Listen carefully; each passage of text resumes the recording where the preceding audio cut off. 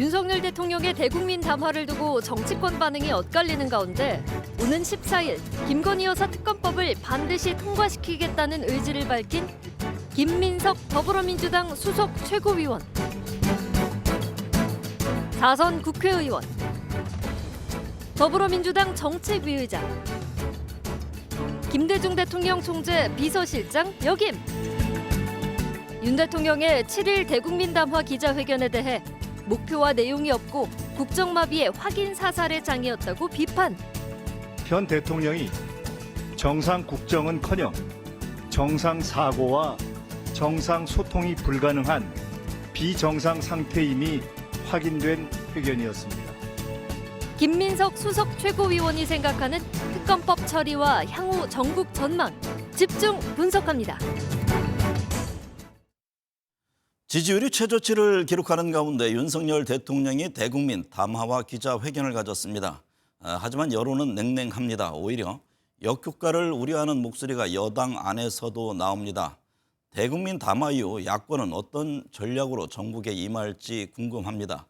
김민석 더불어민주당 수석 최고위원과 얘기 나눠보겠습니다. 김 의원님 안녕하십니까? 안녕하세요. 네, 윤석열 대통령이 지난 7일 금요일이죠. 대국민 담화와 기자회견을 가졌는데요. 김 최고위원은 정상 사고와 소통이 불가능한 비정상 상태임이 확인된 회견이었다 이렇게 혹평했는데 어떤 점을 지적한 건지요? 국민이 뭘 궁금해하는지, 기자가 뭘 질문하는지, 현재 국민의 심리 상태가 어떤지, 또 이렇게 답하는 것이 어떤 법적 의미를 갖는지 이런 것들을 다 잘 아예 모르시는 것 같습니다. 그래서 네. 아마 오빠 나가서 대신 사과하고 와, 뭐 예를 들어 이런 것이 아니었다면 저 회견을 왜 했지? 라는 궁금증을 가져오게 하는 회견이었고, 네. 어떻게 보면은 국민들한테 공개적으로 알리바이를 만드는 차원에서 핸드폰 교체의 의도, 이거는 실현됐을지 모르겠는데 나머지는 과연 정상적인 소통이 지금 가능한 상태인가 이런 네. 생각이 들었습니다. 김 의원은 대통령 신분일 당시에 드러난 위헌과 위법, 지금 공개된 것만으로도 차고 넘친다고 지적했는데요. 대통령의 생각은 달랐습니다. 윤 대통령은 공천 관련해서 의견을 낼 수도 있고 아내 김건희 여사의 조언을 국정농단이라고 하면 국어사전을 다시 정리해야 할 것이라고 반박했습니다. 이 점은 어떻게 보세요? 어차피 법을 나름 관여했던 분으로서 내란과 외환의 경우가 아니면은 현직에 있을 때 소추되는 상황이 아니다라는 것들을 감안하고 네. 나머지에 대해서는 명백한 법적인 문제가 있다 하더라도 그냥 난 모르겠다, 배째라라는 식으로 하기로 마음을 정한 것 같습니다. 왜냐하면 대선 시기에 대선 캠프를 불법으로 운영하고 또 그거를 빌려줬던 건물주 관련된 남매를 그 이후에 이제 매관매직 형태로 직을 준 케이스라든가 네. 또는 지금 문제가 된 명태균 관련한 공천에 대해서 그걸 추천이라고 표현해서 그 뭐 상관이 있냐 이렇게 얘기하는 것이 법이 사실은 추천이 공천인 거죠. 네. 그래서 그런 것들은 실제로 법적으로 문제가 있다 손 치더라도 너네가 뭐 나를 소추할 수 있는 것도 아니고 그냥 버틴다 이렇게 생각을 한 차원에서의 답변이라고 봅니다. 네. 야권은 대통령에 대한 탄핵 또 임기 단축 개헌 등을 거론합니다. 김 의원은 야당은 국민과 함께 비판하고 국민을 위해 제동을 걸겠다. 그러면서 근본적인 해법은 국민께 맡기겠다고 했는데요. 향후 어떤 그 대응 방안을 염두에 두고 계신 건가요? 근본적으로 윤석열 대통령은 예를 들어서 이승만 대통령처럼 문제가 있어서 하야할 뿐도 아니고 네. 이번 회견의 핵심 메시지를 한 줄로 요약한다면은 아내와 함께 임기를 마치고 싶습니다. 그거 아닙니까? 네. 그렇기 때문에 잘못했다고 물러날 뿐도 아니고 잘못이 드러나서 법적으로 문제된다고 해도 인정할 뿐이 아니기 때문에 사실은 그냥 끝까지 가려고 하겠죠. 국가에 해가 되건 말건. 근데 그런 차원에서 하야라든가 뭐 탄핵이라든가 또는 개헌에 대한 등등의 요구가 국민 사이에 또는 뭐 야권에서 나오고 있지 않습니까? 네. 근데 국민이 뽑은 대통령이기 때문에 어쨌든 국민들께서 지금 최근에 조사에서 나타나는 것처럼 다수가 그만두는 것이 나라의 도움이 되게 생각하면 네. 방법의 문제는 저는 국민적인 이렇게 공론을 통해서 결정하는 것이 좋다고 보고 네. 저희들이 그걸 뭐 하나를 딱 밀고 가는 방식은 적절하다고 생각하지 않아서 그래서 당에서 의원들이 여러 가지 의견이 있는데 당에서는 그런 여러 의견들을 말씀은 하시되 어느 한쪽으로 막 세를 불리거나 하지는 않으셨으면 좋겠다고 당 지도부는 그런 입장을 가지고 있습니다. 그럼 아직은 어떤 방향을 설정하기에 좀 조심스러운 상황이다 이렇게 보고 아니 계십니까? 뭐 조심스러운 상황이라기보다는 네. 국민들의 분노가 이미 이제 하늘을 찌르고 터져 나오고 거리로까지 나오기 시작했기 때문에 이 문제가 어떠한 길을 가든지 간에 이제 명료하게 확인되고 정리되어지는 특검의 과정은 거쳐야 된다고 저희는 보고 있어서 네. 그런 과정을 거치면서 충분히 방향의 문제는 정리해가면 된다고 봅니다. 명태균 게이트가 정치권을 뒤흔들고 있는데요. 민주당은 윤 대통령의 공천 개입 의혹을 증명할 추가 녹음 파일을 공개하는 뜻도 내비쳤는데요. 위원, 이 법과 관련된 추가로 공개할 녹취가 있는 건가요? 지금은 이제 추가 테이프 녹취 공개 이것이 중요한 것이라기보다는 네. 현재 이미 나와 있는 것들을 정리해서 초점을 이렇게 잡아가는 것이 중요한 국면이라고 봅니다. 그러니까 너무 사안이 많이 나왔고 네. 또 너무 그거를 다룰 수 있는 방법도 여러 가지 나와서 그것을 좀 초점을 정리해서 이렇게 집중하는 것이 중요한 시점이라고 보고요. 그래서 그것을 하는데 저희는 주력을 하려고 하고 있습니다. 사실 명태균 씨 관련한 것만 해도 네. 제가 이렇게 그냥 화면으로만 보니까 명태균 씨와 검찰 내지는 정권 사이에 일정한 암묵적 딜이 이루어진 건 아닌가라고 보이는 상황이거든요. 대략 정권과의 고리를 끊고 김영선, 명태균 사이에 이루어진 문제를 일종의 공천에 기여하겠다 하는 것을 가지고 돈이 왔다 갔다 한 문제를 정치자금으로 볼 거냐 안 볼 거냐, 기소할 거냐 말 거냐, 기소를 어느 수준으로 할 거냐 그렇게만 대략 정리가 되는 것 같아서요. 네. 그런 것에 이제는 너무 이렇게 현혹되는 것보다는 대통령의 명확한 어떤 법적인 문제, 김건희 여사의 명확한 법적인 문제 이런 것들을 초점을 잡고 이거를 해결하는 법도 초점을 잡고 근데 그 모든 것을 정리하는 데 있어서는 아까 말씀드렸듯이 우선 특검이 불가피하게 통과해야 할 필수적 지점이라고 봅니다. 네. 말씀하신 특검 관련한 얘기인데요. 윤 대통령은 김건희 여사 관련 특검법을 거부하겠다는 입장도 거듭 밝혔습니다. 특검은 사법 적용이 아니라 정치 선동이다. 명백한 삼권 분립 체계 위법이다라고 강조했는데요. 민주당은 오늘 14일 특검법을 지금 처리할 방침입니다. 국회 통과 대통령 거부권의 이 악순환이 이번에도 재현되는 것 아니냐 이런 우려가 있는데 대통령의 제2요구권 거부권 행사 이후에 국회 통과 가능성은 어떻게 보세요? 제가 이제 요새 종종 소위 보수의 10명의 의인을 기다린다 이렇게 얘기를 하고 있는데요. 국민들께서 이미 민주당과 야당만으로 거부권을 돌파할 수 있는 200석을 매직 200을 얻기는 어렵다는 걸 알고 계시지 않습니까? 네. 그래서 나라와 보수의 장래를 진심 생각한다면은 보수 국민의힘 의원 가운데서 이제 10분 정도가 국민의 뜻에 따라서 선택을 해주셔야 되는데요. 이제 그 문제가 나와 있어서 정상이라면은 이거는 그렇게 선택을 하실 수밖에 없다고 보고 있고 저희들이 14일, 뭐 15일 날 조인이 안 되면 28일 그러니까 재의결을 할 때 네. 아직 시간이 오늘이 10일이니까 한 2주 남은 거 아닙니까? 네. 이제 그렇게 보고 있고요. 통상 이제 한동훈 대표와 그 주변에서 일단 먼저 합류할 기대들을 많이 하시는데 사실 저는 처음부터 그 가능성을 그렇게 높게 보진 않았어요. 네. 한동훈 대표가 원조 김건희 라인이기도 하고 쭉 지켜보니까 별로 그렇게 담이 있는 분이 아니고 윤석열, 김건희 두 분과의 관계 속에서는 기본적으로 을로 출발해서 현재까지도 을인 것 같아서 네. 그렇게 잘 되면 좋고 아니면 실제로 진심으로 보수의 미래를 걱정하는 양심을 가진 분들이 그래도 10분 이상은 나오지 않겠나 이렇게 보고 있습니다. 네. 그러면 김여사 특검법 처리와 관련해서 국민의힘 한동훈 대표의 기대하는 부분은 좀 접은 상황인가요? 접은 건 아니고 이제 정상적이라면은 네. 그러니까 우리가 이런 말로 있잖아요. 무슨 최소한 벨이 있든가 아니면 밟으면 꿈틀을 하는 이런 걸 보면 본인이 얘기했던 것이 지금 된 게 없잖아요.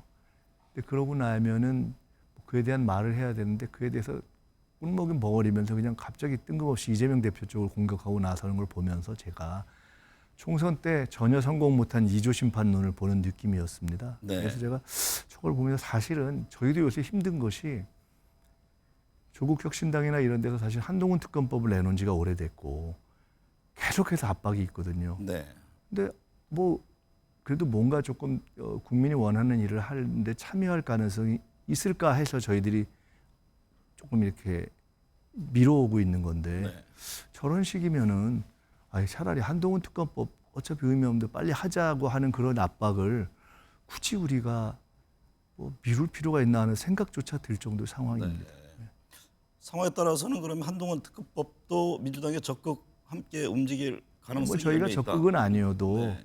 어차피 한동훈 대표가 국민이 바라는 흐름에서 최소한 김건희 문제를 정리하는 데 기여하지 못한다면은 솔직히 한동훈 대표가 당대표가 된 이유가 국민의힘 지지자 가운데 혹시 조금 저 사람은 윤석열 대통령 가는 길을 조금 바른 소리하고 바로잡을 수 있지 않을까 해서 된 거 아닙니까? 네. 근데 저런 식으로 그냥 기여만 가면 무슨 의미가 있고 굳이 우리가 김건희 특검 때문에 한동훈 특검을 많이 밀어야 될 이유가 뭐 있나. 네. 그냥 같이 이것도 처리하고 저것도 처리하자 원칙대로라는 목소리가 최근에 많습니다. 네. 인적 쇄신과 관련해서도 당장 진행될 것 같지는 않습니다. 윤 대통령이 빠른 시일 내에 하기에는 근본적인 어려움이 있다고 했는데요. 만약에 야권의 총리 추천권이라든가 거국 중립 내각을 제안해 올 경우에 받아들일 의향이 있습니까? 윤석열 대통령이 지금 뭘 제안하고 그럴 입장이 아니지 않습니까? 네. 이제 본인과 가족 그리고 내각 중에서도 사실은 명백하게 국방부 장관이라든가 뭐 이런 등등 관련돼 있는 불법적인 문제에 대해서 빨리 인정하고 사과하고 정리해야 될 시점이기 때문에 네. 그런 것들을 한 이후에 문제라고 봅니다. 네. 현재 국정난맥을 풀기 위해 이재명 대표와 윤 대통령과의 영수회담, 또 이 대표가 제안한 한동훈 대표와의 여야 회담, 이게 좀 시급하다고 보세요? 한동훈 대표와 2차 회담을 제안한 지 지금 벌써 뭐 한참 된 것 같은데 꿀먹은 벙어리인 거 보니까 조금 용기를 못 내는 것 같고 네. 저는 사실 내심은 아마도 이 윤석열 대통령이나 한동훈 대표의 내심은 이재명 대표와 아무 내용 없는 양자회담을 하고 싶어하는 것이 두 분 다 마음에 가득 찰 것이다 이렇게 봅니다. 네. 그러니까 성과는 없고 내용은 없지만 실질적으로 내가 여권의 수장이다 또는 여권의 차기다 이렇게 해가지고 이재명 대표와 만나는 모양을 만들고 싶어하는 마음이 윤석열 대통령과 한동훈 대표 양쪽에 다 있다. 그런데 내용을 갖고 만나려니까 부담돼서 한동훈 대표는 못 받고 있는 것이고 윤석열 대통령은 한동훈 아니면 빨리 2차 영수회담을 해보고 싶은 마음이 속으로는 있지 않을까 좀 그렇게 봅니다. 네. 그동안 관심을 끌었던 금융투자소득세와 관련해서 민주당 폐지를 공식화했습니다. 김 의원은 유예하자는 입장이었고 일각에서는 시행을 주장하면서 반대 표결 얘기가 나오던데요. 이게 당내 정리가 된 상황인가요? 이미 가장 다수의 공감대는 실질적으로 유예하고 또 앞으로 보완해가자 이런 것이 공감되고요. 그러나 저희들이 폐지를 불가피하게 수용한 것은 네. 우리가 그렇게 해도 윤석열 대통령이 또 거부권을 할 것이 뭐 명약 관화해서 네. 그렇게 되면 유예도 폐지도 안 되고 그냥 원한대로 가니까 그러면 최악이 될 수 있다고 생각해서 어쩔 수 없이 저희들이 폐지를 받은 것이어서요. 네. 그에 대한 이해가 있기 때문에 여러 가지 생각은 다르지만은 지금 예를 들어 상당한 원칙론자였던 진성진 의장도 내용은 내가 생각이 달라도 이 결과와 절차에 대해서 동의한다라는 식으로 되어 있고 이것이 당의 공감대, 민주적인 토론을 거친 것이기 때문에 네. 민주당의 구성원들은 그런 민주적인 토론에 대한 승복은 기본 자세가 되어 있다고 봅니다. 네. 김동연 경기도지사와 김경수 전 경남지사가 독일서 최근 만났는데요. 이재명 대표의 1심 선고를 앞두고 만났다는 점에서 정치적 의미를 부여하는 이들이 있습니다. 비명계 회동, 이재명 대항마 이런 표현에 대해서는 어떻게 받아들이세요? 뭐 다 우리 당에서 중요한 분들이기 때문에 이러저러한 계기로 만나는 것은 뭐 자연스러운 것이고요. 이재명 대표에 대한 대항마 이런 것에 의미를 부여하는 사람은 없을 것 같습니다. 네. 이재명 대표의 공직선거법과 위증교사 혐의에 대한 1심 선고가 이달에 있습니다.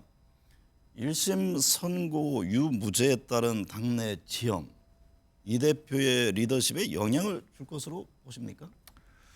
이재명 대표의 현재의 어떤 국가적 관점에서의 의미는 네. 윤석열 대통령의 사실상 국정 마비 상태에 대한 대안으로서의 기대 위에 서 있는 것이기 때문에 재판의 결과 또는 재판과는 전혀 무관하게 점점 이재명 대표의 어떤 역할과 책임감은 커질 거라고 봅니다. 기대 또한 네. 그럴 거라고 보고요.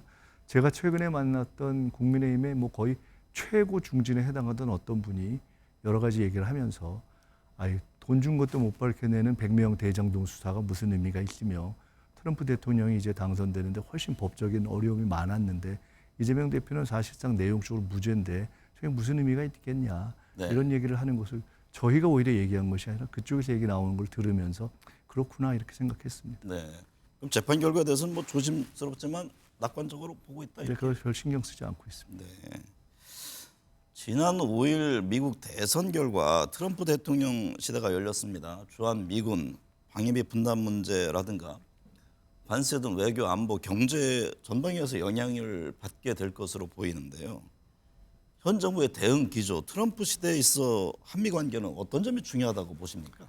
우선 무엇이 중요한지를 이 정부는와 대통령은 아예 모르는 것 같습니다. 네. 지금 우크라이나 전쟁을 끝내겠다는 트럼프 당선자하고 통화하면서 또는 그 전후에 우크라이나 지원 얘기를 한다거나 무슨 뭐 북과의 오물풍선 얘기를 한다거나 또는 물러날 바이든 대통령하고 아무 의미 없는 회담을 강행하겠다고 한다거나 그것이 국가에 무슨 도움이 될지 트럼프 당선자가 어느 때보다도 강력한 이제 파워를 가지고 돌아오는데 솔직히 뭘 생각하는 건지 네.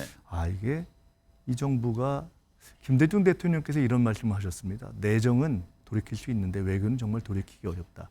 이 정부가 외교를 이렇게 하면서 하루하루 가는 것이 국익에 정말 큰 해구나 이런 생각을 하고 있습니다. 네, 북한의 러시아 파병이 세계적인 관심사가 됐습니다. 윤 대통령은 우크라이나 무기 지원과 관련해서 북한군의 관여 정도에 따라 무기 지원도 배제하지 않을 것이라고 밝혔는데요. 이 점은 어떻게 보세요? 아까 말씀드렸던 것처럼 국제 정세가 변하고 트럼프 대통령 이제 등장하면서 시기의 문제이지 종전 가능성이 높아지고 그렇게 되는데 글쎄요. 그것이 러시아 우크라이나 문제가 세계적 관심이었다면 윤석열 대통령이 한 얘기는 세계적 봉창이 될 것이다 이렇게 봅니다. 네.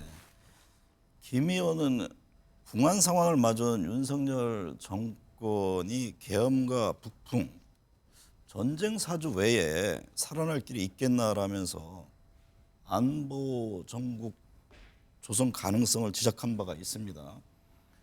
여전히 국면 전환을 위해 계엄령 가능성이 있다고 보십니까? 저는 이 정권이 결국은 이제 김건희 감옥에 안 가는 그 상황을 만들기 위해서 우크라이나에서 문제가 생기게 하거나 남북 관계에서 충돌이 나거나 아니면 광화문 시내에서 어떤 충돌을 만드는 세 가지 중에 하나를 꾀했다고 봅니다. 네. 남북 관계와 우크라이나 트랙이 생각처럼 지금 본인들의 의사대로 되지 않아서 그 다음 나오는 것이 이제 저는 집회 시위를 통한 충돌이라고 보고요. 네. 그것이 어제 이미 광화문에서 경찰의 과잉 진압으로 나타나고 지금 대학생들을 캠퍼스에 들어가서 막 끄집어내고 이게 저런 방식으로 경찰 전두환 방식을 도입하려고 하는 것이구나 보여줘서 저희들이 검찰 특활비 특경비에 의해서 이어서 경찰에 문제가 있는 부분을 경고하고 필요하면 관련한 예산을 강하게 손봐야 되겠다 이렇게 생각하고 있습니다. 네. 윤 대통령은 국면 전환을 위해 대국민 담화라는 카드를 꺼냈습니다. 하지만 담화 뒤 정치권은 더 혼란스럽습니다. 대통령이 주도하는 변화와 쇄신, 과연 가능할까요? 오늘 함께해 주셔서 감사합니다. 감사합니다.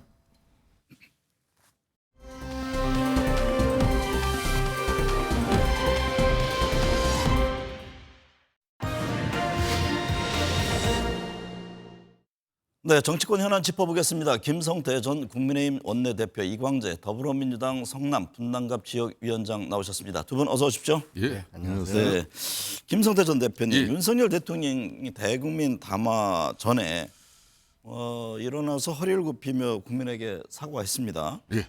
이에 대한 반응 제각각인데 대통령의 대국민 담화 기자회견 먼저 어떻게 보셨습니까? 2022년 5월 9일 대통령 취임 이후에 대국민 이렇게 담화 내지 기자회견을 통해서 가장 정중하고 겸손하고 겸허하게 이렇게 허리 굽혀 인사한 것은 처음이라고 해도 과언이 아니죠. 그럼 거의 폴드 인사가 됐으니까요. 네, 또 아울러서 또 윤석열 대통령 인생 역정이나 정치 역정을 통틀어서라도 나름 이번 국민 담화 기자회견은 정말 최선을 다해서 자신의 진정성을 진솔함을 가감없이 전달하려고 노력한 것은 틀림없습니다. 그렇지만 이제 평가와 판단은 이제 국민들이 하는 몫이니까요. 이광재 위원장께서는 어떻게 보셨습니까? 그 여론은 좀 냉랭한 그런 분위기가 읽혀지던데요. 국민과 점점 멀어지고 있다 이런 생각이 들고 한편으로는 임기 반환점이 왔고 트럼프 대통령이 탄생했기 때문에 정부의 큰 전환점을 만들 수 있는 좀 좋은 기회를 놓치지 않았는가 이런 생각이 들고 네. 국민의 마음을 더 많이 헤아려야 된다라고 생각합니다. 네. 윤석열 대통령의 기자회견 이후 한동훈 국민의힘 대표 하루 동안 아무런 반응을 내지 않았는데 MBN 취재에 따르면은 회견을 지켜보던 한 대표는 정말 큰일 났다라면서 실망감을 감추지 못한 것으로 전해졌는데요. 정작 하루 뒤에 SNS에 긍정도 부정도 하지 않는 평가를 내놨습니다. 배경이 뭘까요? 이제 막상 국민 담화 기자회견을 지켜보는 당일날 입장은 흔히 말하는 척근들 인사를 통해서 야 큰일 났다 이런 분위기가 좀 전해졌다고 하지만은 네. 그 이후로 사실상 하루 동안 정말 심사숙고한 시간이었죠. 네. 나름 이제 본인이 이제 지난 10월 21일 그 이후에 또 5대 요구안을 통해서 대통령이 국정쇄신, 인적쇄신 또 대국민 사과 이런 많은 요구를 했잖아요. 5개 요구를 했지만은 그래도 한 3가지 정도는 대통령이 실천하려고 하는 그런 의지를 대국민 앞에 천명했으니까 네.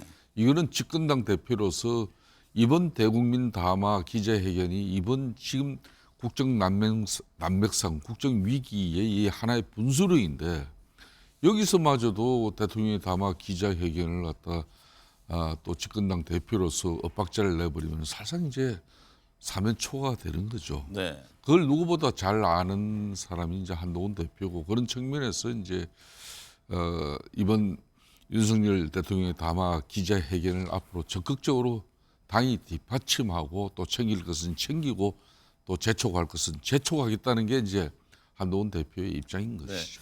이광재 위원장님, 대통령 회견 이후에도 지지율이 더 내려갔는데 한동훈 대표는 이 같은 상황을 어떻게 받아들일까요? 저는 한동훈 대표가 길을 잃었다고 생각합니다. 네. 지난번에 그 대법원이 추천하는 특검 김건희 여사 특검을 하자는 거를 가지고 사실 당대표 당선된 거잖아요. 네.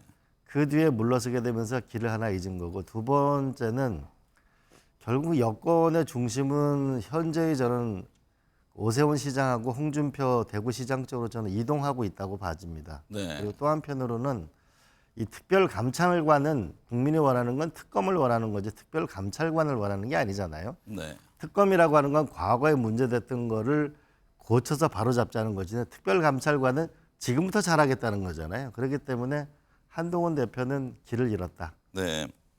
한 대표는 즉시 윤 대통령이 말한 특별감찰관 임명 절차를 추진하겠다면서 당 사무총장에 필요한 준비를 지시했습니다. 하지만 추경호 원내대표는 여전히 의원총회를 통해서 의원들의 입장을 듣겠다는 건데 그러면 이 과정에서 또 당내 갈등으로 이어질 가능성 없지 않을까요? 대통령이 담화 기자회견을 통해서 인적쇄신이라든지 김건희 여사의 활동을 즉각 중단하겠다는 그런 입장. 네. 그렇기 때문에 이번에 아펙이라든지 GTN이 남미 그러냐 브라질 상파울로에서 하는 그 회의에 참석 안 하는 걸로 돼 있지 않습니까?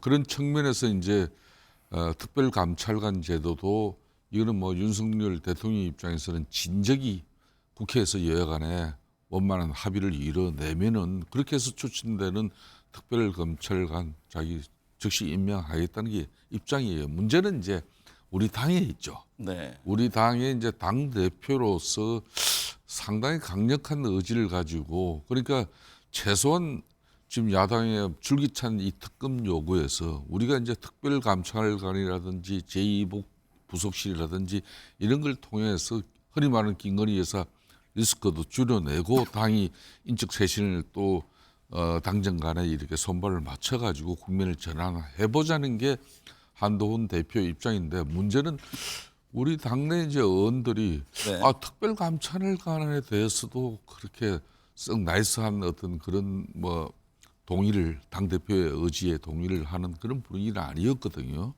이걸 이제 지금 이제 달라진 민심, 더 악화된 국민 여론 이런 상황을 이제 당 지도부도 특히 원내 지도부도 이 내용을 너무 잘 알기 때문에 아마 이 문제만은 정치적으로 문제를 풀어서 어총에서 뭐 표결 행위라든지 이런 걸 통해 가지고 결정내지는 않을 것으로 저는 보입니다. 이 위원장님, 민주당은 윤석열 대통령의 회견에 진지한 반성이 없었다면서 지금 특검 공세 고삐를 죄고 있습니다. 법사위에서도 명태균 의혹이 추가된 김건희 여사 특검법을 통과시켰는데요. 대통령이 만약 거부권을 행사해 국회 재표결이 될 경우 28일입니다만 국회 문턱을 넘을 수 있을까요? 그래서 지난번에 이제 4표 정도가 이탈표가 있었는데 그때는 20대 후반대 대통령 지지도였고 지금 19%로 떨어졌잖아요. 네. 저는 여당 내에서도 지금 사실은 말을 못해서 그렇지 의원들 내부의 심리적 동요 상태는 굉장히 크다고 봅니다. 그래서 저는 이 문제를 좀 빨리 매듭을 줬으면 좋겠습니다. 우리가 감찰관 문제나 제2부속실 문제나 이런 거는 금방이라도 할 수 있는 거잖아요. 안 그렇습니까, 김성치 의원님? 안 그런가요? 네. 말씀하십시오. 좀 이 문제를 빨리 매듭을 짓고 좀 정상적인 나라가 되고자 하는 국민들의 마음 이거를 언제까지 이렇게 외면할 수 있을까? 저는 아마 4표 넘어서 아마 6표쯤 또 이탈표가 나올 거고 마침내는 결국은 피할 수 없을 거라고 봅니다. 저는 정권 바뀌고 나서 괜히 어려워지는 것보단 털고 가는 게 낫다. 친윤계 일부에서도 뭐 3자 특검 수용 주장을 제기하는 분들이 있다고 하던데. 그렇습니다. 그럼 이번에 어떻게 이제 됩니까? 특별감찰관 제도를 원내 대표는 이제 추경호 원내 대표가 앞으로 의원총회에서 이 문제를 한동훈 대표 의지대로 순탄하게 막 결심을 해낼 건지 뭐 그리고 지금 이제 대통령도 이번 국민 담화 기자회견을 통해서 밝힌 그런 뭐 인적 쇄신이라든지 뭐 이런 김건희 여사 리스크 부분에 대해서 앞으로 이제 대통령의 이제 실천이 이제 중요한 부분이거든요. 네. 이런 걸 지켜보고 지금 14일 날 국회 본회의에서 민주당 입장에서는 이걸 가결시킵니다. 그러면 다시 재의결 요구하면은 그 시점이 이제 11월 말이 될 건데 그 안에 이제 변화된 그런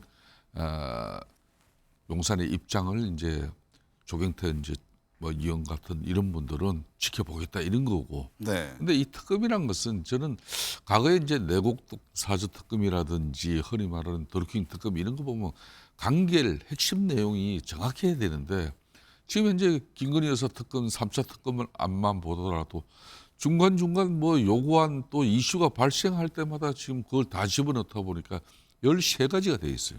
네. 이렇게 되면 특검 1년을 해도 아무리 특검 검사 많이 투입하고 수사 인력 많이 투입시켜도 결과가 나오지 않습니다. 그래서 네.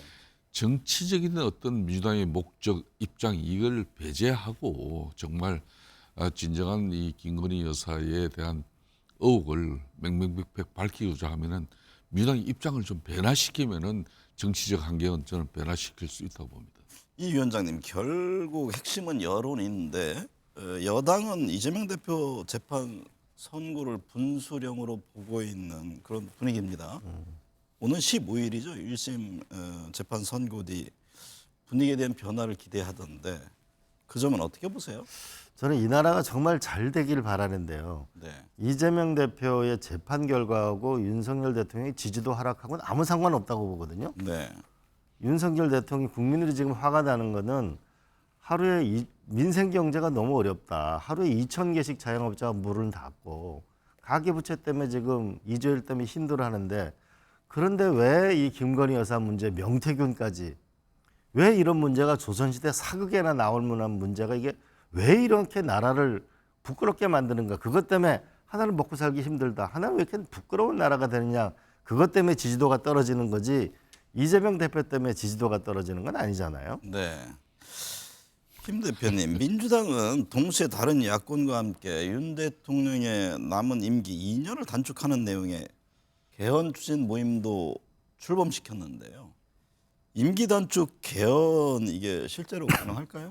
저는 이제 민주당 입장에서는 상당히 고도의 그 정치적인 뭐 기술자라고 저는 그런 표현도 합니다만은 이런 고도의 정치적 행위들이 사실상 정상적인 윤석열 대통령의 국정 운영을 지난 2년 6개월 전부터 뭐 그대 입법 권력을 손에 쥔 이재명 대표 민주당이 협력과 협조보다는 뭔가 윤석열 대통령의 국정이 파탄나고 또 국민들이 거기에 신음하고 도탄나는 이런 국정을 사실상 희망했죠. 네. 뭐 그런 희망이 있었지만은 그 구실을 안 주면 되는데 사실상 국민의힘이나 또 용산 입장에서는 끊임없이 김대남 씨 사건이라든지 이번 명태균 씨를 비롯한 이런 여러 개까지들이 계속 국민들에게 네. 불편한 뭐 그런 상황을 만들었죠. 저는 그런 측면에서 정치가 정책을 듣고 있는 이 난맥상은 제가 오래전부터 방송 언론을 통해서 여러 차례 강조하셨죠. 이야기했죠.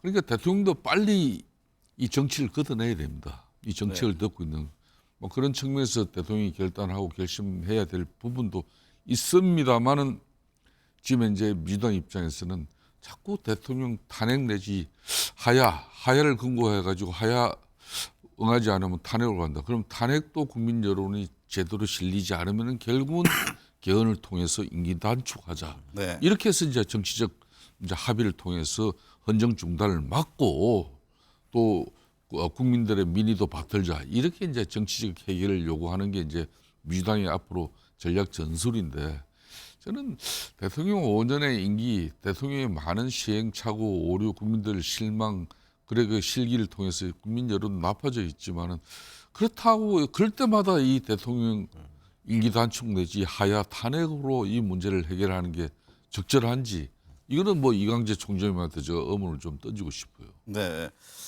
민주당 오는 14일 김건희 여사 특검법 처리를 예고한 가운데 지난주에 이어서 2차 장외 집회를 열었습니다. 대통령의 대국민 담화를 고리로 특검 필요성이 더욱 커졌다는 입장인데요. 이번에 다른 야당도 함께했습니다. 저는 그 대통령 탄핵으로 가는 길을 정말 없기를 저는 희망합니다. 그런데 특검 하나 하기가 이렇게 어려운가요? 그리고 또 하나는 노무현 대통령 시절에 당시 임기를 중단하고 우리가 한번 개헌을 하자는 제안이 있었는데 네. 한번 생각해 보시면 26년도 지방선거, 27년도 대통령 선거, 28년도 전국 지방자치선거를 3년 동안 연속 선거를 하는 게 대한민국에 무슨 도움이 되겠는가. 그러면 저는 차라리 윤석열 대통령이 국정과제에 이러이러한 것을 꼭 하고 싶다라고 분명하게 하고 개헌을 하고 그래서 26년도에 지방선거하고 대통령 선거를 같이 하는 결단을 내리는 게 그게 여러모로 저는 국민을 유하고 윤석열 대통령도 업적을 내면서 끝나는 대통령이 되지 않을까. 저는 이 문제를 언제까지 이렇게 우리가 끌고 가야 되는가. 국민에 대한 예의와 도리가 아니다. 이런 생각이 참 많이 듭니다.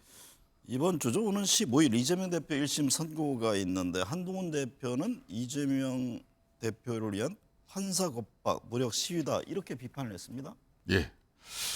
지금 이제 민주당 이제 정치 역량을 총동원해 가지고 지금 이제 다음 주에 있을 15일 1심 선고에 대해서 이제 사실상 이제 이 재판부의 담당 또 주심 판사 입장에서는 얼마나 지금 현재 심적 그 부담을 크게 느끼겠습니까? 네.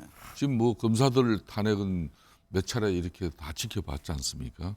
그러니까 이제 판사들 탄핵까지도 늘 이제 민주당 이재명 대표 또 측근 핵심들은 입에 달고 있거든요. 그런 측면에서 이번 뭐 판결이 자기네들 성에 차지 않으면은 그다음 정치적 행위는 뭐가 있을 것이라는 걸 이미 암시하고 예고하는 그런 정치적 행위를 한동훈 대표 입장에서 이걸 이제 뭐 판사 검사 이렇게 급박 줘가지고 이렇게 수사 무마하고 또 재판 또 유죄를 또 무죄로 만들려고 하는 그런 뭐 의심을 하고 강하게 입장을 대체하는 그런 네. 상황이죠. 민주당은 특검을 외칩니다만 국민의힘 친한계 관심은 특별감찰관에 있습니다. 한 친한계 인사는 MBN에 이미 특감 페이지는 넘어갔다면서 추경호 원내대표가 박찬대 민주당 원내대표를 만나 특별감찰관 추천 절차를 진행하면 된다라고 밝혔는데 이 점은 어떻게 보세요? 특별감찰관은 저는 당연히 해야 된다고 봅니다. 그리고 네. 그건 앞으로 발생할 일이기 때문에 당연히 해야 되는 거고 국민이 원하는 건 특검이잖아요. 70%가 원하는. 이 특검 부분에 있어 한동훈 대표가 될 때 어떻게 했습니까? 대법원장이 추천하는 특별검사를 해서 그래서 국민의 지지를 받은 거잖아요. 네. 특별감찰관을 하면 되는 거고 본인이 한동훈 대표가 약속했던 그런 뭔가 이 특검에 단안을 내릴 때가 오지 않았나? 너무 오래 끌지 않나요, 이거? 네. 사실 이 특별감찰관 제도는 이제 여야 합의에 의해서 이게 만들어진 제도입니다. 9년 전에. 그렇지만 제가 원내대표 시절에도 당시 문재인 대통령께 이 특별감찰관 제도를 운영해달라고 끊임없이 요구하고 압박을 했습니다만은 결국은 임기 5년 동안 이 특별감찰관 임명하지 않고 넘어갔거든요. 네. 그러니까 이 특별감찰관 이 부분 너무도 당연한 지금 정국의 입장이 될지는 모르지만 사실상 이걸 결심하는 대통령 입장에서는 이게 뭐 그리 쉬운 일은 아니죠. 그렇지만 이는 제가 볼 때는 이건 국회에서 여야 간에 이렇게 입장을 조율해 가지고 대통령께서 흔쾌히 이 특별감찰관 제도는 운영하는 게 저는 맞다고 보는 그런 사람입니다. 인적쇄신 문제는 어떻게 될 것으로 보세요? 지금 뭐 김건희 여사 라인이라면서 의혹을 제기한 참모라든가 내각 개편 이 부분에 대해서도 뭐 대통령은 즉답을 하지 않았습니다. 예, 그렇습니다. 지난주 이 대통령 국민담화 기자회견에서도 다른 내용은 대체적으로 구체적으로 답변도 하고 했지만은 인적쇄신 부분에 대해서 김건희 여사 라인이 있다 이런 거는 뭐 본인도 인정도 하지 않았지만은 그렇지만은 이제 한동훈 대표 입장에서 지난 10월 21일 차담회 때 요구했던 그 흔히 말하는 비선 뭐 8인이라는 그 중에 뭐 한 사람인 한국관광공사 사장 뭐 사실상 거의 내정 상태로 있던 당사자가 네. 뭐 사장 사퇴 의사를 뭐 사임 의사를 이렇게 표시하고 벌써 이제 그 자진해서 그런 변화가 오는 거거든요. 네. 그러니까 이제 보통 연말 연시는 이게 대통령실이나 또 내각의 일부 개판이 항상 이루어지는 겁니다. 그렇지만은 이번에 이제 한동훈 당대표 입장에서 지금 이 국정 운영 난맥상을 극복하기 위해서는 상당히 결기 어린 요구를 대통령께 한 마당이에요. 또 이제 국민 여론도 국정 운영 지지를 통해서 좋지 않은 상태로 나왔기 때문에 대통령께서 아무래도 이제 남미 이렇게 순방을 마치고 오면은 뭔가 연말 정국을 이대로 가서는 네. 안 된다는 걸 본인께서 누구보다 잘 아실 걸로 알고 있습니다. 네.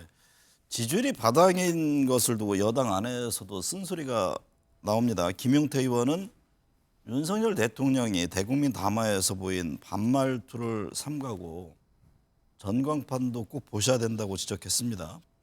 현재 대통령 지지율이 주는 의미는 어떻게 보세요? 전 대통령 지지율이 지금 2년 반인데 19%는 심각한 위기라고 봐야 된다고 봅니다. 네. 그러니까 우리가 세종대왕 조선시대 때도 보게 되면은 토지 개혁을 하는데 세종대왕이 여론조사를 하거든요. 17만 명을. 네. 한 차례도 떨어졌잖아요. 네. 17%까지. 네. 그러면 여기서 뭔가 국민을 존중하는 마음을 확실히 가져야 된다고. 다만 노무현 대통령처럼 한미 FTA를 해야 되는 국가적 과제가 있는데 지지자의 반대를 무릅쓰고 돌파하는 거 이런 건 이해가 되지만은 국민과 싸워서 국민이 원하는 거를 안 하면서 지지도를 하락시키는 거는 오히려 국정 동력을 떨어뜨리는 거 아닌가. 네. 근본적인 쇄신이 저는 있어야 된다고 봅니다. 명태균 씨 문제는 어떻게 보세요? 민주당 추가 녹취 있다 이런 뭐 의미의 얘기를 했는데 여차하면 정부 여당 뭐 쇄신 조치 이후에 터뜨리겠다 이런 전략일까요?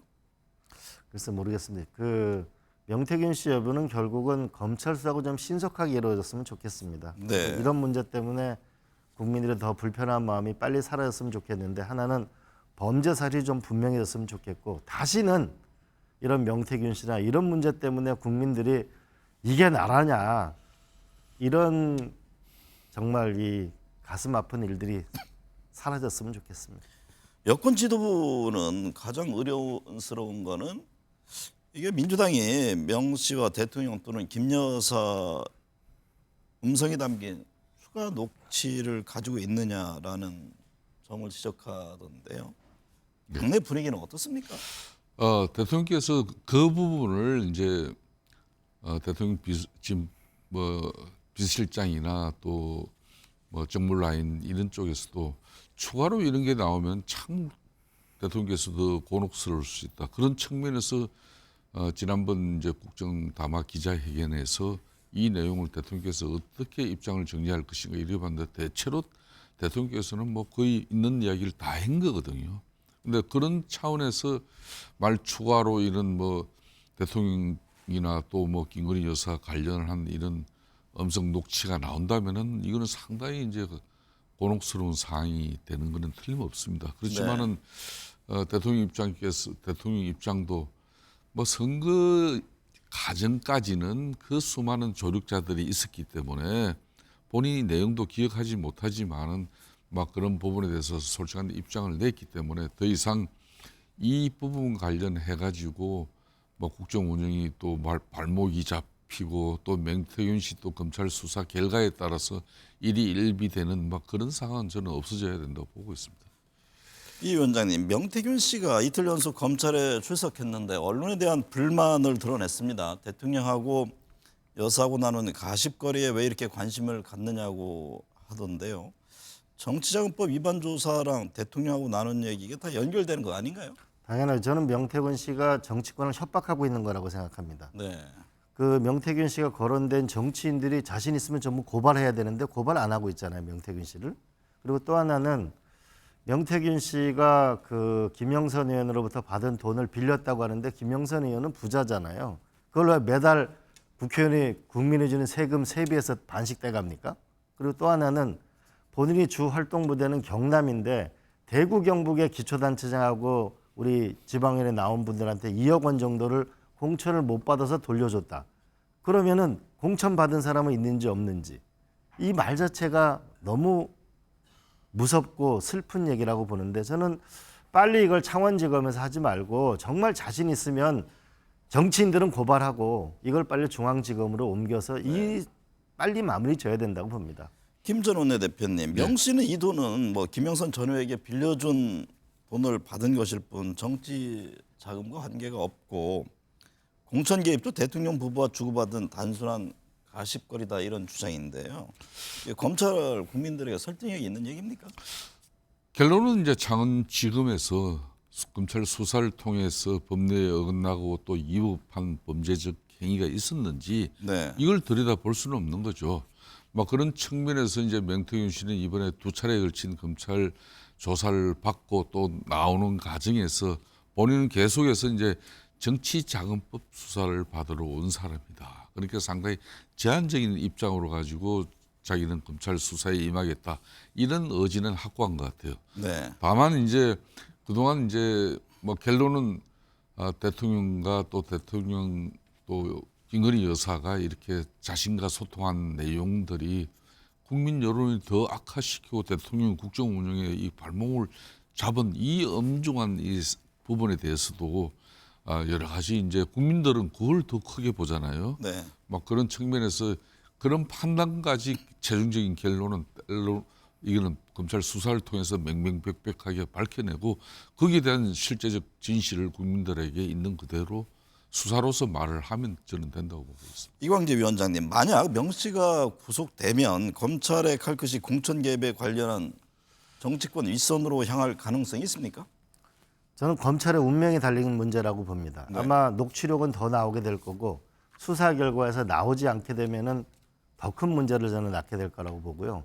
또 하나 우리가 함께 모든 국민들이 경각심을 가져야 될 거는 명태균 씨가 김 여사와 대통령과 얘기했던 것이 까십거리라고요? 네. 그러면 대통령과 김 여사가 까십 대상이에요? 왜 이 나라가 이런 수준밖에 되지 못하는 본인에 대해서 나는 조금 더 본인도 자제해야 되고 검찰은 수사를 강도 높게 하고 빨리 진실을 밝혀야 된다고 봅니다. 네. 오늘 두 분 말씀 감사합니다.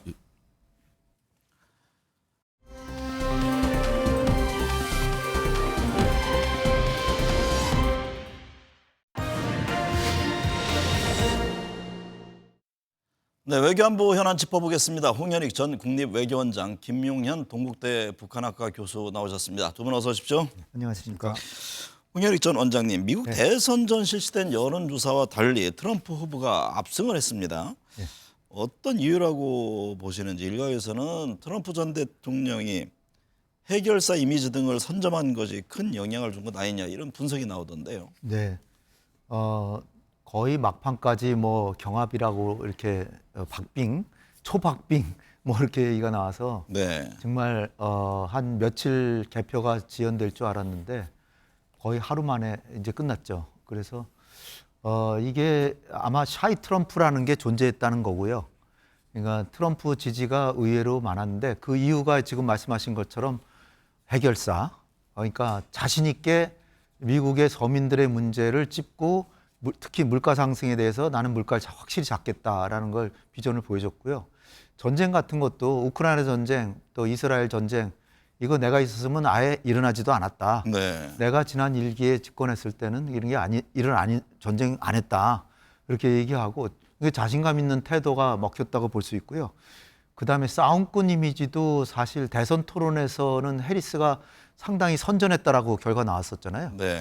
근데 트럼프가 2차 그 토론을 안 한다 그래서 저는 트럼프가 밀리는 걸로 생각했는데 그게 아니라 트럼프는 보다 적확한 서민들의 그 고충을 다가가서 이민 문제하고 물가 문제에 확실하게 그 내세우면서 싸움꾼에다 해결사에다 자기는 다 해결할 수 있다는 슈퍼맨 이미지까지 갖춰서 메시지 전달력이 훨씬 트럼프가 우세했다라고 보이고요. 네. 해리스의 측에서는 또 잘못한 게 뭐냐면 한마디로 트럼프와 해리스 다 싫어하는 사람들이 많거든요. 근데 그 중에서 해리스를 더 싫어했다는 거죠. 네. 그다음에 지난번 중간 선거에서 민주당이 바이든이 어느 정도 선전했거든요. 그게 오히려 만심하게 해가지고서는 이 대선에서 이길 생각을 안 하고 물가 상승 같은 거를 안이하게 생각했다는 거. 그다음에 해리스의 가장 큰 잘못은 그 바이든과 이제 바이든의 부통령이잖아요. 근데 바이든의 정책 중에서 당신이 대통령이었으면 따라하지 않을 정책이 있었냐 그런데 머뭇머뭇하면서 사실 거의 모든 결정에 나도 참여했고 비슷하다 뭐 이렇게 네. 돼버렸어요. 그거는 아마 미국 국민한테 결정적으로 아마 표를 다 상실했을 겁니다. 그러니까 한마디로 말씀드리면 민주당이 더 서민 편인데 서민들의 고충을 알아주고 그거를 적확하게 해결하겠다고 자신감 있게 하면서 그 바이든하고 이 차별화를 해나갔어야 되는데 그거를 오히려 트럼프가 해나갔고 트럼프가 저 서민들 편이라는 오히려 공화당이 서민 편이라는 그 이미지 때문에 실패한 게 아닌가 이렇게 봅니다. 김용현 교수님, 미국 내 바이든 정부에 대한 정권 교체 여론이 높았던 게 아닌가 이런 얘기도 나오는데요. 트럼프 당선인이 바이든 정부의 약점을 정확히 파고들었다고 봐야 할까요? 그렇죠. 그렇게 봐야 됩니다. 홍현익 박사님도 말씀하셨지만 그러니까 물가 인플레이션 부분이 중요한 게 네. 선거의 해에 물가 문제를 잡지 못한 정부는 다른 국가들도 다 정권 교체를 당했습니다.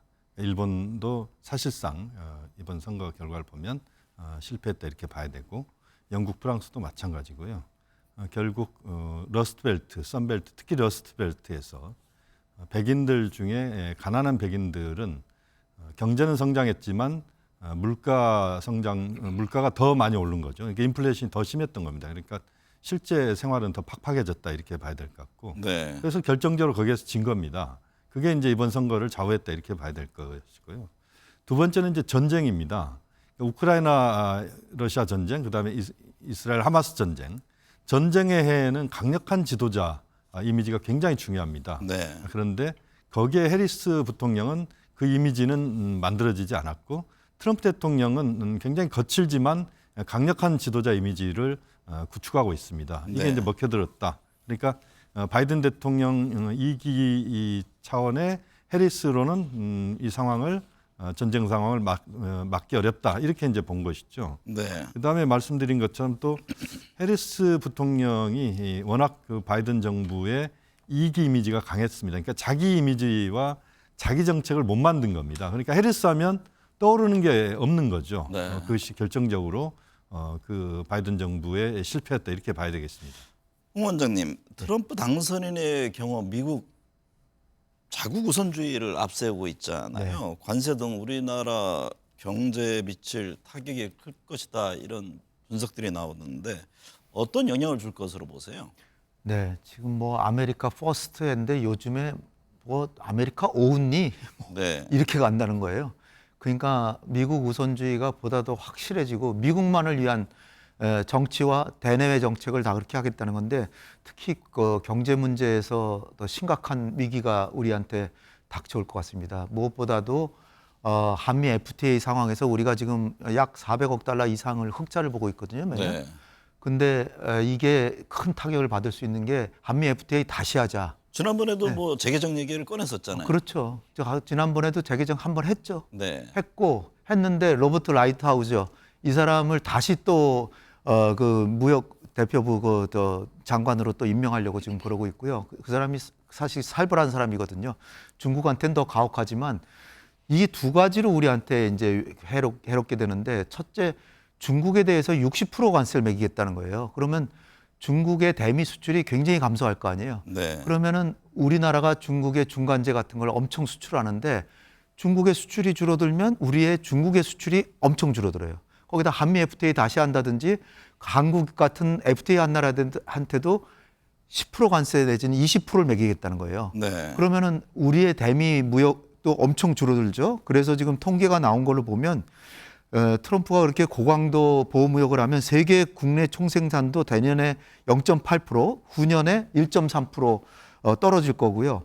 우리나라는 그 무역뿐 아니라 고환율, 고금리, 고물가에 지금 시달릴 가능성이 있고요. 그 다음에 대중 수출 연계 생산이 6% 감소하고 네. 그리고 우리의 수출이 142억 달러에서 448억 달러까지 줄어들 것이다. 이런 통계가 나옵니다. 김 교수님, 트럼프 네. 당선으로 한미 방위비 분담금 급격한 인상을 우려하는 목소리도 큰데요. 네네. 연간 방위비 분담금으로 13조 원이 넘는 금액을 요구할 수 있다 이런 우려마저 나오고 있습니다. 1기 때도 그랬습니다. 네. 기억나시겠지만 1기 때도 트럼프 대통령이 방위비를 엄청 올리는 그런 이야기를 꺼내가지고 우리 한국 사회가 굉장히 당혹했던 적이 있었죠. 이번에도 13조 원 이야기면 우리 돈으로 100억 달러입니다. 그러니까 엄청난 돈이죠. 네. 그러니까 트럼프 대통령의 생각은 우리 한국에만 적용하는 게 아니고 전체적으로 동맹 국가와 관련돼서 동맹을 그렇게 아주 중요하게 보지는 않는다는 겁니다. 그러니까 동맹 국가도 미국의 이익을 지금 반하게 하는 그 동맹 국가와의 예를 들어서 주둔 같은 경우는 재검토 또는 동맹국에서 돈을 더 받아낸다는 것이죠. 결국 트럼프 정부 2기 때도 역시 미국이 원하는 그 분담금 이 정도는 받아낸다. 이게 네. 이제 트럼프 대통령의 생각이고 결국 이렇게 보면 이제 손해 보는 장사를 안 하겠다는 입장인데 우리가 이제 또 다른 차원에서 우리가 접근해야 될 부분은 과연 그러면 주한미군의 주둔이 우리 한국의 이익만 있는 거냐는 겁니다. 네. 물론 우리 한국의 이익이 분명히 있고 그동안 주한미군의 주둔은 한국의 그 군사적인 부분이랄지 또는 경제발전 부분에 있어서 아주 중요한 역할을 했던 건 사실이고 네. 현재도 그렇고 앞으로도 그럴 겁니다.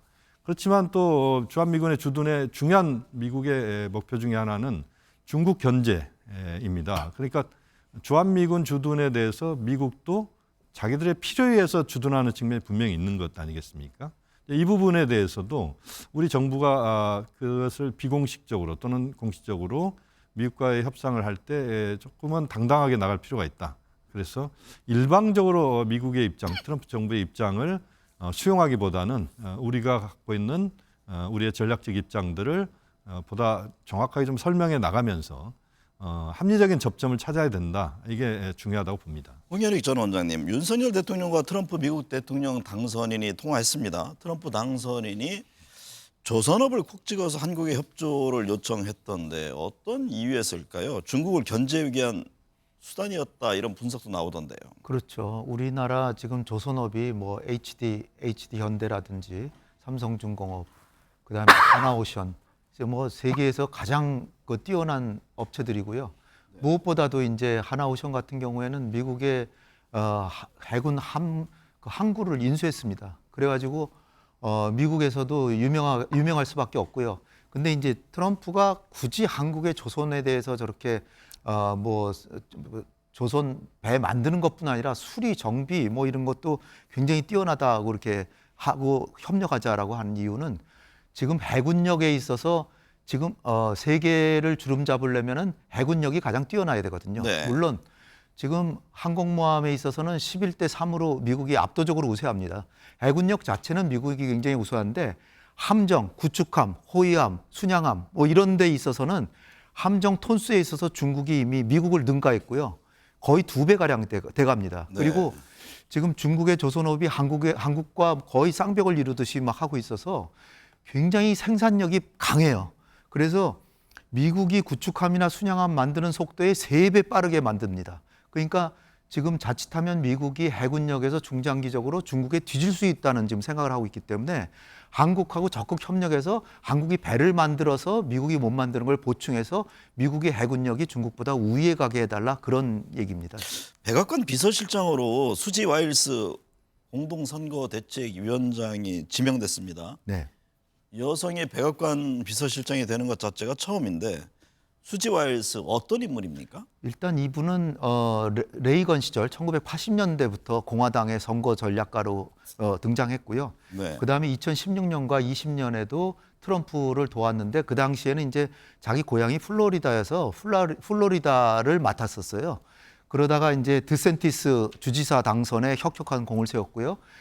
트럼프가 2020년에 떨어진 직후에 다시 만나서 이제 선대본부를 맡아가지고 완전히 총무이사 역할을 하면서 전략, 예산, 조직, 일정 등 살림을 총책임졌던 사람입니다. 네. 그리고 겉으로 나서는 걸 별로 안 좋아하고 뒤에서 묵묵히 지도하는데 그야말로 건실하고 탄탄하고 그러면서도 이렇게 부드러운 리더십을 가진 사람이라고 이제 알려져 있어서 트럼프의 완전히 신임을 받는 그런 분이 되겠습니다. 김 교수님, 네. 트럼프 일기 때는 딸인 이방카가 나섰고 이번에는 장남 트럼프 주니어가 전면에 서는 모습인데요. 네. 향후 어떤 역할을 할 것으로 보세요? 지금까지 이제 킹메이커 이야기를 많이 했었습니다. 이제 네. 이 주니어가 킹메이커다. 부통령도 트럼프 주니어가 찾아냈다. 이렇게 지금 이야기를 하고 있습니다. 그만큼 이제 주니어의 역할이 앞으로 클 것이다. 이렇게 이야기가 되고 있는데요. 화면에도 나오고 있습니다만 어쨌든 지금 이제 트럼프 대통령은 재선에 걱정이 없는 대통령입니다. 다시 말씀드리면 이번 임기가 그 2기 임기가 시작된과 동시에 재선을 걱정할 필요가 없고 아마 상하원을 또 다 장악하고 있기 때문에 네. 실질적으로 이 트리플 크라운 이 상황에서 상반기 2년 정도는 아마 트럼프 대통령의 생각을 그대로 아마 정책화시킬 겁니다. 여기에 이제 가장 가까이에서 그것을 보좌할 수 있는 사람이 누구냐 하는 겁니다. 이제 수지 이야기도 나오고 있습니다. 뭐 중요한 역할을 하겠지만 네. 또 다른 하나의 축은 주니어를 중심으로 한 이 그룹이 실제 트럼프 대통령의 참모로서 트럼프 대통령이 그야말로 어떤 자기 정책을 실제 실현시키는 데 있어서 매우 중요한 어떤 해결사 또는 가장 중요한 실무적인 그런 역할을 하는 것 아니냐 이렇게 지금 볼 수 있을 것 같고 네. 실제 그 가능성이 굉장히 높을 것 같습니다. 일론 머스크 테슬라 최고 경영자가 트럼프 당선인의 선거 자금에만 2,500억 원 넘게 썼는데요. 트럼프가 당선되자 테슬라 주가가 연일 상승하면서 자산이 하루 새 20조 원이나 늘었다고 하던데 제일 큰 수혜자가 되는 겁니까? 예, 천재적인 투자자고 트럼프가 당선돼 가지고서 일론 머스크를 지칭하면서 미국에서 가장 중요한 사람이 하나다. 그러면서 자기의 최고의 공신이다라고 이제 공식적으로 얘기를 했고요. 네. 지금 이제 장관급인 정부 효율성위원회 위원장이 내정돼 있습니다, 이미. 그리고 얼마나 뛰어나냐면은 정말 2천억 투자해서 20조 원을 그냥 그 며칠 사이에 100배 이익을 남겼고요. 네. 그리고 참 천재적인 아이디어가 경합주인 펜실바니아 그런 데서 매일 추첨을 해서 그 100만 달러를 주는 그런 행사를 했어요. 그래서 선거관리위원회에서 이거 부정 아니냐라고 이제 민주당에서 막 항의했는데 결국은 끝까지 이걸 해가지고 이게 또 선풍적인 인기를 해가지고 경합주에서 승리하는데 기여했다. 그래서 테슬라나 스페이스X 이 일론 머스크의 기업들이 뭐 주식이 천정부지로 지금 올라가고 있습니다. 네. 그래서 그런지 뭐 전 세계적인 블록체인 산업에 대한 기대감도 있던데 일론 머스크가 트럼프 2기에서 어떤 영향력을 발휘할 것으로 보세요? 말씀하신 것처럼 머스크의 영향력은 굉장히 다차원적으로 특히 경제 분야에서 많은 역할을 할 가능성이 높다 이렇게 볼 수 있습니다. 외교 분야도 부분적으로 역할을 할 것이다 이렇게 이야기가 나오고 있는데 뭐 화면에도 나오고 있습니다만 선거 때 워낙 큰 공헌을 세웠다. 이게 트럼프 대통령이 그때 그 연설을 그 플로리다에서 선거 끝나자마자 연설을 했는데 그때도 아예 머스크 이야기를 제 기억으로는 한 3, 4분 정도 했습니다. 저는 깜짝 놀랐는데 그 정도로 한 인물을 계속 이야기하는 걸 제가 처음 봤고요. 네. 결국 머스크에 대해서 트럼프 대통령이 갖고 있는 생각은 그야말로 어떤 동지 의식을 느끼는 이런 것으로 전 비춰졌습니다. 네. 결국 그렇게 보면 이제 정부 효율위원회 위원장 이야기가 나오고 있습니다만 그것을 넘어서서 전반적으로 최소한 트럼프 2기의 전반부 한 2년 정도는 머스크의 그동안의 어떤 경제에 관련된 여러 가지 입장이랄지 또는 미국의 국가이익과 관련된 또는 그 이스라엘과의 관계 문제랄지 이런 부분에서 아주 중요한 역할을 할 가능성이 높다 이렇게 전망이 됩니다. 북미 관계 살펴보죠. 홍 원장님, 트럼프 당선인과 김정은 국무위원장 2019년도 하노이 정상회담에서 협상이 결렬됐잖아요. 두 사람 이번에 서둘러 만날 것이다 이런 관측이 나오고 있는데 볼턴 전 백악관 국가안보보좌관은 이런 얘기를 했습니다. 트럼프 당선인이 취임 직후에 평양에 가도 놀랍지 않다. 실제 그런 움직임 보일까요? 가능성은 커 보이지는 않습니다. 그러나 가능성이 뭐 아주 없다 그러면 말할 수 없죠. 왜냐하면 트럼프는 또 존 볼튼의 얘기가 트럼프는 자기가 어느 국가 지도자랑 친하면 그 나라하고 사이가 좋다라고 생각하는 사람이랍니다. 네. 그러니까 김정은하고 사이가 좋기 때문에 북한하고도 얼마든지 우리가 친숙해질 수 있다라고 이제 생각을 한다는 거죠. 그런데 이제 요는 트럼프는 그렇게 생각하더라도 김정은은 입장이 좀 다르죠. 지금 김정은은 지금 핵을 과거 5년 전보다 훨씬 더 많이 고도화시켰고 러시아하고 동맹 관계를 맺어가지고 러시아에서 많은 돈도 벌고 있고 러시아가 든든하게 국제 정치에서 뒷받침해주고 있고 네. 핵 보유하는데 러시아가 뒷받침해주니까 뭐 제재 같은 것도 사실상 크게 지금 뭐 구애되지 않는 그런 상황이고요. 트럼프의 입장에서도 지금 김정은과 쉽게 얘기하기가 어려운 게 김정은이 만나서 핵을 쉽게 포기할 리는 만무고요. 그런 상황에다가 우크라이나 문제하고 좀 이스라엘 문제가 워낙 심각하기 때문에 그쪽을 한참 다루다 보면 내년 상반기까지도 아마 북미 관계가 쉽게 이렇게 정상회담까지 간다고 생각하기는 좀 어려울 것 같습니다. 네. 네. 김 교수님, 네. 북미 정상회담이 이루어졌던 2018년, 2019년도와 다르게 우리나라와 북한과의 관계도 지금 안 좋아졌잖아요. 그렇습니다. 만약에 북미 대화가 이루어질 경우 우리나라 패싱 가능성 그 점은 어떻게 보세요? 이 문제는 이제 굉장히 우리가 그 심사숙고해서 고민을 해야 되는 문제이기도 합니다. 왜 이 말씀을 드리냐면 지금 그동안 보면 최근 들어서 이제 한미일 대 북중로의 대결 구도 이런 이야기를 많이 합니다. 우리가. 그런데 한미 동맹과 미일 동맹이 작동하고 있고 한미일 협력이 캠프 데이비드 정상회담으로 상당히 견고하게 만들어졌다 이렇게 이야기가 나오고 있는데 네. 트럼프 대통령은 아마 캠프 데이비드 정상회담 이 부분에 대해서 그렇게 이걸 아주 탐탁하게 생각하지는 않을 겁니다. 그러니까 한미일 협력을 트럼프 대통령은 이야기를 하면서도 이 부분에 대해서는 바이든 정부보다는 좀 약화된 형태로 갈 가능성이 높다 이렇게 보여지는데 북한 입장에서 보면 이제 북중 동맹, 그다음에 북러 새로운 동맹이 만들어졌고 북중러 협력이 작동하고 있습니다. 그런데 문제는 뭐냐면 이제 북한은 여기에 만족하지 않고 북미, 북일 이쪽으로 방향을 또 한번 또 만들 가능성이 높습니다. 그래서 네. 북미 정상회담, 북일 정상회담 이렇게 갈 텐데 그러면 이제 한국이 빠지는 것 아니냐 하는 겁니다. 우리 입장에서 보면은 이제 또 트럼프 대통령도 마찬가지라고 보는데 한국을 빠뜨리면서 북미, 북일로 그렇게 갈 경우에 미국으로서도 이제 부담이 있을 수밖에 없습니다. 네. 그렇게 보면 우리 입장에서도 최대한 우리가 한반도 문제 또는 동북아 문제를 풀어가는 데 있어서 우리의 역할 그리고 트럼프 대통령을 포함한 각국 정상들과의 관계 트럼프 대통령이 워낙 그 정상 외교를 중시하고 개인적 친분 관계를 중시하기 때문에 우리 대통령께서도 좀 더 적극적으로 트럼프 대통령과의 스킨십을 강화하는 이런 것들을 찾아야 된다고 보고 과거에 보면 아베 전 수상이 보면 아예 황금 그 배트를 들고 미국을 가지 않습니까? 뭐 거기에 똑같이 견줄 수는 없지만 보다 많은 트럼프 정부와의 그런 스킨십을 통해서 한국이 좀 더 지금 상황에서 앞으로도 역할을 할 수 있는 이런 것들을 좀 찾는 노력을 해야 된다고 봅니다. 네, 한 1분여 남았는데요. 호 원장님, 러시아 우크라이나 전쟁은 어떻게 전개될까요? 네.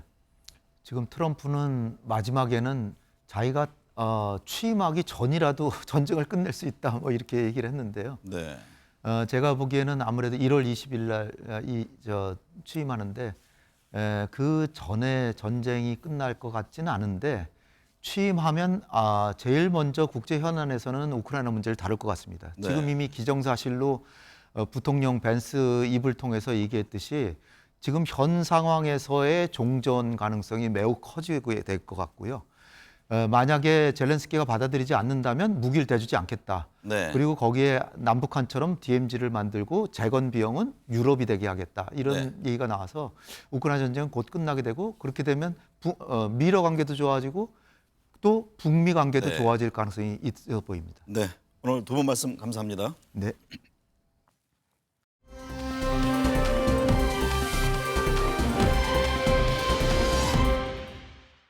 블록체인 산업의 활성화로 새로운 결제 시장이 열릴 것이다. 우크라이나 전쟁에 내 아들이 파병되는 일은 없게 될 것 같아 다행이다. 도널드 트럼프 미국 대통령의 당선에 몇몇 기업인이 한 말입니다. 트럼프 당선인에 대한 우려스러운 시각에도 불구하고 가상자산 결제 등 새로운 산업, 우리 군의 우크라이나 참전 논란이 멈출 것이라는 기대의 목소리입니다. 우리 스스로 선도적으로 새로운 산업을 만들어 가지 못하는 현실, 우려 가득한 타국 전쟁 참전 등에 대한 걱정이 미국 대통령에 대한 기대로 나타나고 있는 겁니다. 답답하고 안타까운 현재 대한민국 상황을 말해주는 듯해 씁쓸했습니다. 자연스럽게 김대중 정부의 IT 정책에 따른 초고속 무선 인터넷 시대의 개막, 역설적으로 미래의 먹거리라 불리는 AI 블록체인 산업은 말만 앞세우지 각종 규제에 막혀 생태계를 만들어가지 못하는 현실에 대한 한판이 쏟아졌습니다. 지도자가 해야 할 일은 강한 철학과 의지를 갖고 새로운 산업, 먹거리, 즉 경제를 일으키는 토대를 만들어가는 겁니다. 시청해주신 여러분 감사합니다.